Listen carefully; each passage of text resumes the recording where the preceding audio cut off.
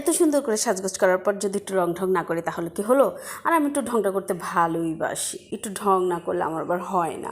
আমি এটা পছন্দ করি, লাইক করি। এই দেখো জিনের বাচ্চার মতো আমি এখন রং ঢং করা শুরু করে দিলাম।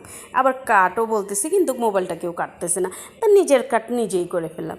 তো যাই হোক, আজকে আমি এমন একটা মেকআপ লুক ক্রিয়েট করব বন্ধুরা, আমার প্রিয় আত্মীয় স্বজন, ভাই বান্ধব যে যেখানে আছেন, আমার প্রিয় জনগণ সবাই আমার এই মেকআপ লুকটা দেখবেন আর জানাবেন আমার মেকআপ লুকটা কেমন। আসলে সত্যি কথা বলতে কাজকে আমি এতটা ভালোবাসি, কাজ না করলে আমার আসলে পেটের ভাত হজম হয় না, আমার রাতে ঘুম আসে না।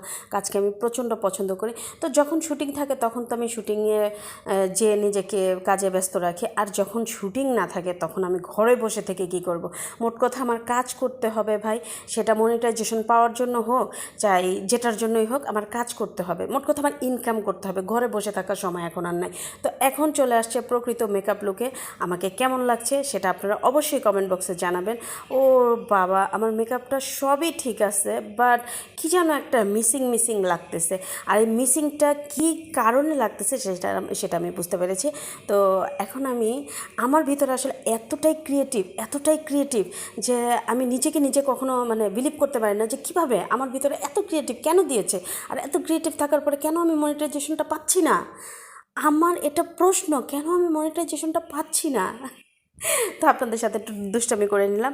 আমার আবার একটু দুষ্টামি না করলেও ভালোও লাগে না। আমাকে অনেক কথা বলতেছে, তা আমি কারো কথা কোনো কানে নিচ্ছি না। তো আমার এই ভিডিওটা কেমন লাগলো অবশ্যই আমাকে কমেন্ট বক্সে জানাবেন।